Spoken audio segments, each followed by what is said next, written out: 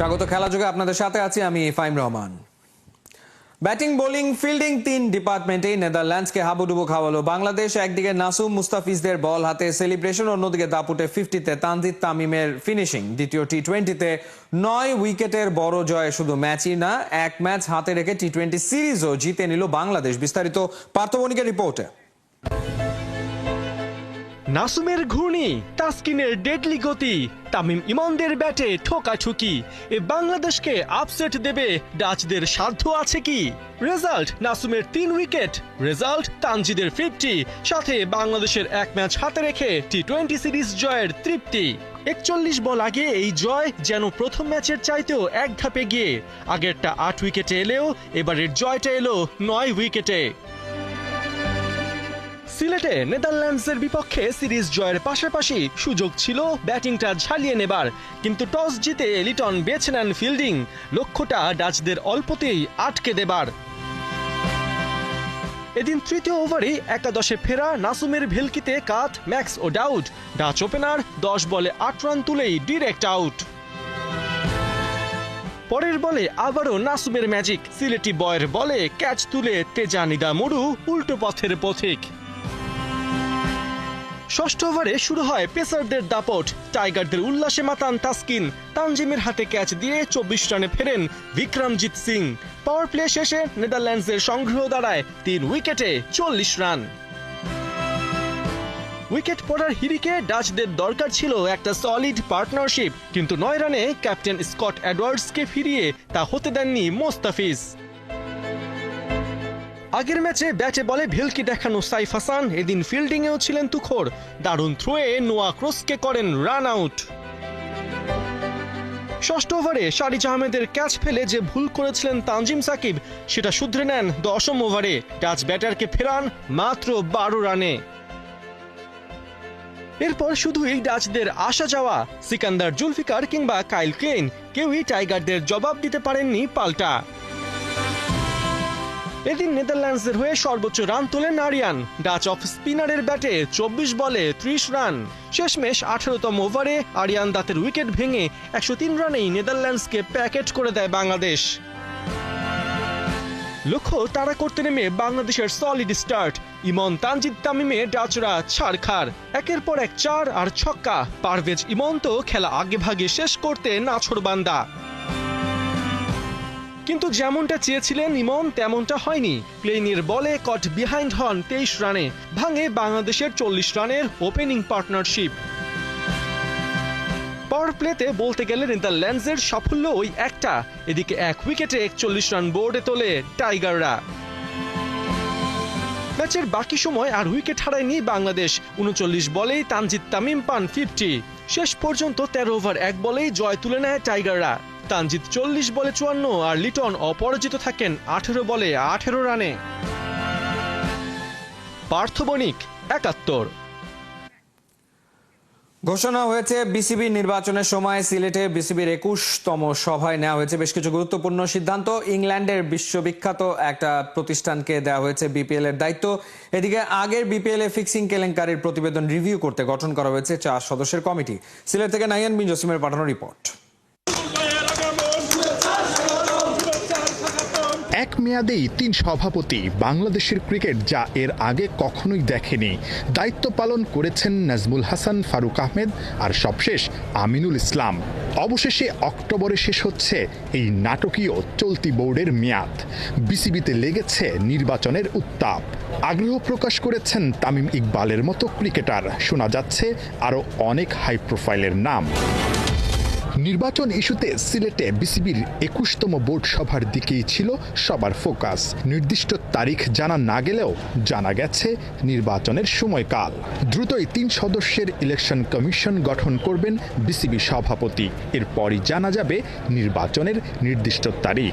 অক্টোবরের প্রথম সপ্তাহে বিসিবি ইলেকশন অনুষ্ঠিত হবে। স্পেসিফিক ডেট ইলেকশন কমিশনের মাধ্যমে আমরা জানতে পারবো, বাট অক্টোবরের প্রথম সপ্তাহে ইলেকশন অনুষ্ঠিত হবে। তবে নির্বাচনের উত্তাপের মাঝেই বিপিএল নিয়ে ভাবতে হচ্ছে বিসিবিকে। বোর্ড সভায় চূড়ান্ত হয়েছে বিপিএল এর স্পোর্টস মার্কেটিং কনসালটেন্সি ফার্ম। 3 বছরের জন্য দায়িত্ব পেয়েছে ইংল্যান্ডের IMG। 2007 থেকে 2020 পর্যন্ত আইপিএল চলেছে বিশ্ববিখ্যাত এই কোম্পানির মুন্সিয়ানাতে। IGM যুক্ত আছে ফিফা সহ বিশ্বের অনেক স্পোর্টস ইভেন্টের সঙ্গে। এবার বিপিএল এর দায়িত্ব সেই IMG-রই হাতে। আমরা জানি বিপিএল এর কি অবস্থা এখন। বিপিএল এর মান পুনরুত্থানের যে অনেকগুলো পদক্ষেপ নিচ্ছে, তার মধ্যে এটা একটা অন্যতম পদক্ষেপ। আমরা জানি যে IMG is one of the most reputed consultancy firm, এবং আমরা আশা করছি যে IMG খুব ভালো ভূমিকা রাখতে পারবে। নতুন বিপিএল নিয়ে নতুন করে মান বাড়াতে কাজ করবে IMG, কিন্তু গেল বিপিএল এ ফিক্সিং এর যে কালো ছায়া পড়েছিল তার সঙ্গে জড়িত সন্দেহে যারা অভিযুক্ত তাদের ব্যাপারে কি সিদ্ধান্ত নিল বিসিবি। ইতিমধ্যেই বিসিবির কাছে প্রতিবেদন জমা দিয়েছে ফ্যাক্ট ফাইন্ডিংস কমিটি। প্রশ্ন হচ্ছে, পরের বিপিএল এর আগে ফিক্সিং ইস্যুতে বিসিবি কি জট খুলতে পারবে? ওই রিপোর্টে যারা সন্দেহের তালিকায় আছেন তাদের NCL T20-তে খেলার ছাড়পত্র দেয়া হবে কি? সবই নাকি জানা যাবে 7 সেপ্টেম্বরের মধ্যে। 4 সদস্য বিশিষ্ট একটা টিম গঠন করা হয়েছে যারা এটা রিভিউ করবে, এবং বিসিবির এখন করণীয় কি, এখানে যেই রেকমেন্ডেশনস আছে বা যে বিষয়গুলো উঠে এসেছে সেই পরিপ্রেক্ষিতে বিসিবির করণীয় কি সেটা বিসিবিকে জানাবে। এখানে ডেফিনেটলি লিগ্যাল সাইডের লোকজনই থাকবে যারা মুখ্য ভূমিকা পালন করবে, এবং তারা আমাদেরকে জানাবে যেখানে বিসিবির পরবর্তী করণীয় কি রিকমেন্ড করবে এই টিমটা।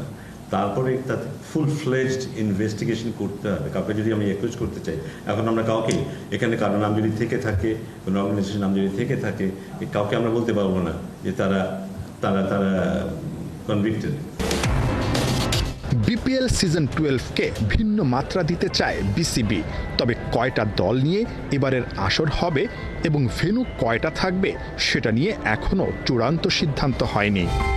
নাহিয়ান বিন জসিম, 71, সিলেট। প্র্যাকটিসে পাওয়ার হিটিং এর নানান তরিকা দেখিয়ে ক্রিকেটারদের মন জিতেছেন বোর্ড কর্তারা, কি তবুও খুশি নন জুলিয়ান রস উডের ওপর? চুক্তি নবায়ন হচ্ছে না। Cricket operations chairman Nazmul Abedin Fahim জানিয়েছেন আপাতত আর পাওয়ার হিটিং কোচ নয়, বরং দলের প্রয়োজনে আনা হতে পারে ব্যাটিং উস্তাদ। সোমবারের বোর্ড মিটিং শেষে লোকাল কোচদের পাশাপাশি আম্পায়ার এবং ম্যাচ রেফারিদের জন্য সুখবর দিল বিসিবি। সাইফুল রূপকের রিপোর্ট। জুলিয়ান উডের টোটকায় কি ইংলিশ কাঠের ব্যাটগুলো থেকে বের হচ্ছে বাড়তি আওয়াজ? ছক্কা তো আগেও হাঁকাতে পারতেন ইমন, তামিম, হৃদয় শামীম, লিটন জাকেররা। বলাই যায় ইংলিশম্যানের দীক্ষায় ওদের টেকনিক আর ট্যাকটিসে আরও উন্নতি হয়েছে। সবচেয়ে বড় কথা, যে কোনো সিচুয়েশনে পজিটিভ ইন্টেন্ট রেখে বলকে সীমানা ছাড়া করার সাহসটাও বেড়েছে বাংলার বাঘেদের। কখনো ভেলোসিটি ব্যাট দিয়ে, কখনো আবার স্লেজ হ্যামার নিয়ে শ্যাডো করে দেখিয়ে টিপস দিয়েছেন। বেশ আলোচনায়ও ছিলেন। পাওয়ার হিটিং কোচের সঙ্গে সপ্তাহ 3-এর চুক্তি শেষের পথে।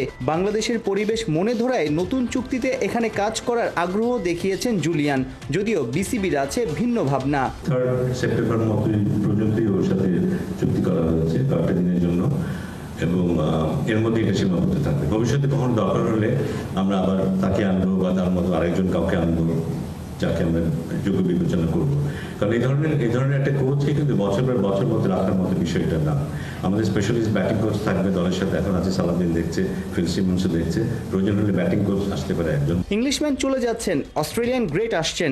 সাইমন টফেল লম্বা সময় ধরে বিশ্বের সেরা আম্পায়ার ছিলেন। আম্পায়ারিং ছেড়ে এখন আম্পায়ারদের শিক্ষক বনে গেছেন। তার সঙ্গেই 2 বছরের চুক্তি সেরেছে বিসিবি। আম্পায়ারদের অ্যাসেসমেন্ট, তাদের মূল্যায়ন, তাদের গ্রেডিং করবে, এবং পাশাপাশি লোকাল টেকনিক্যাল লোকজনকে সে পাশে রাখবে যারা একসময় তার কাছ থেকে ব্যাপারটা বুঝে নেবে, এবং আমরা হয়তো ভবিষ্যতে কিছুটা স্বয়ংসম্পূর্ণ হব, এবং স্যামন্টাফল যখন থাকবে না তখনও তার এই কাজ চলমান থাকবে। শুধু আম্পায়ারদেরই নয়, চলতি মাসে লোকাল কোচদের নিয়েও হবে কর্মশালা। আমিনুল ইসলাম বুলবুলের বোর্ড চায় প্রত্যেক সেক্টরের সবার যেন আধুনিক ক্রিকেট সম্পর্কে জ্ঞান বাড়ে, ক্রিকেটাররা উপকৃত হয়। বিশ্বমানের 3 দিনের একটা ব্যাটিং প্রোগ্রাম হবে, যেখানে 2 পৃথিবীর বিশেষজ্ঞ কোচ আসবেন, এবং যারা আমাদের দেশের বিভিন্ন লেভেলে, এলিট লেভেল থেকে জুনিয়র ইন্টারন্যাশনাল যারা কাজ করে খেলোয়াড়দেরকে নিয়ে, তাদের নিয়ে ব্যাটিংয়ের উপরে একটা স্কিল প্রোগ্রাম কোচদের জন্য আমাদের সেরা কোচরা এখানে অংশগ্রহণ করবে। সেপ্টেম্বরে বাংলাদেশে লেভেল 3 কোচিং কোর্সও আয়োজন করবে বাংলাদেশ ক্রিকেট বোর্ড। সাইফুল রূপক, ৭১।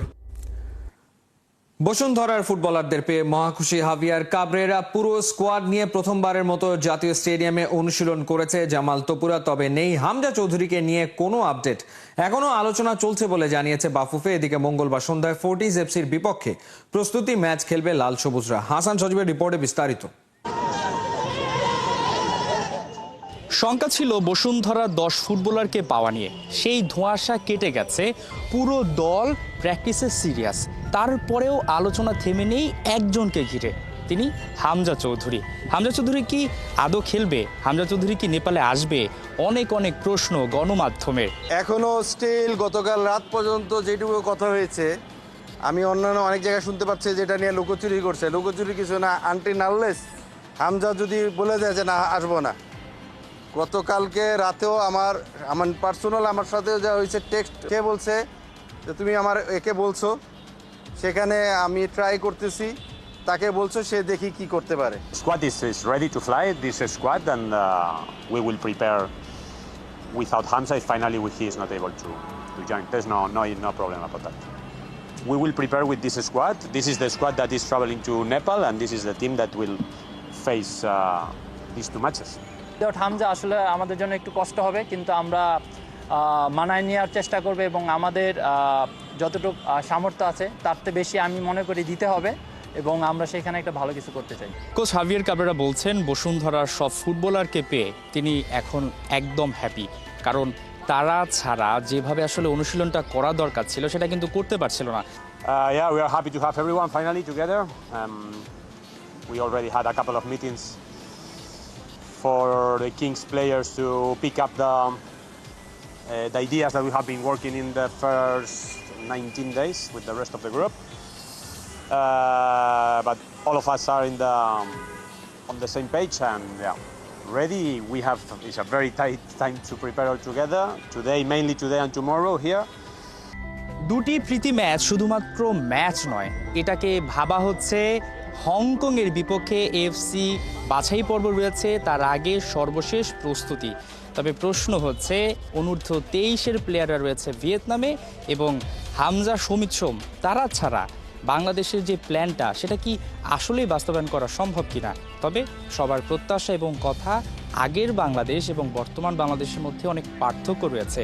এখনকার বাংলাদেশ চাপ নিতে পারে, এখনকার বাংলাদেশ ভিন্ন পথে খেলতে পারে।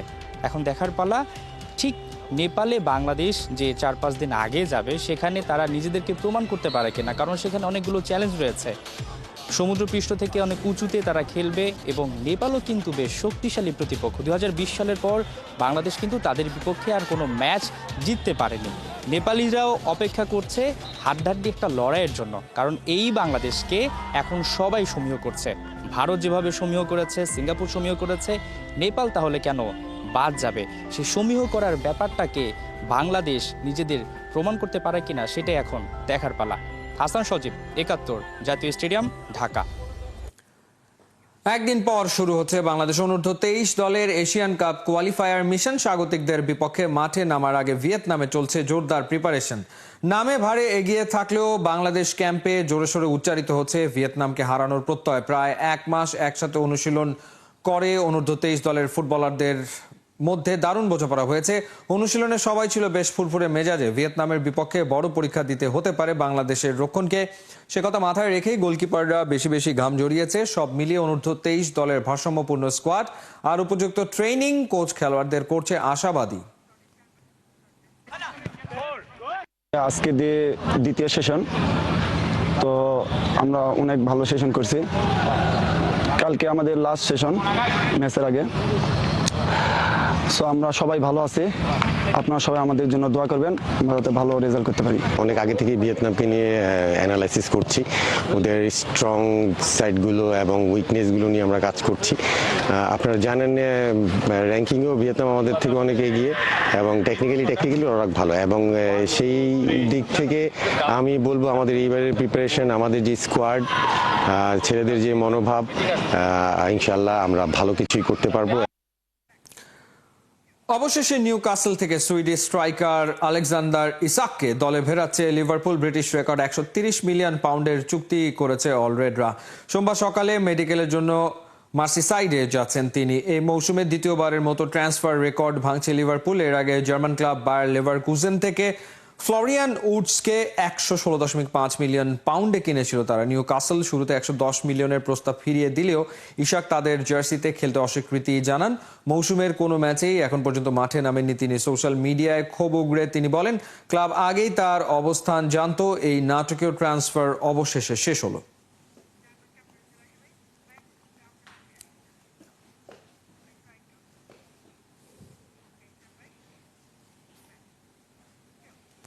এই ছিল এই মুহূর্তের খেলা যুগে সরাসরি সংবাদ অনুষ্ঠান দেখতে চোখ রাখুন ৭১-এর ফেসবুক পেজ এবং সাবস্ক্রাইব করুন ৭১-এর ইউটিউব চ্যানেল। ৭১-এর সাথেই থাকুন।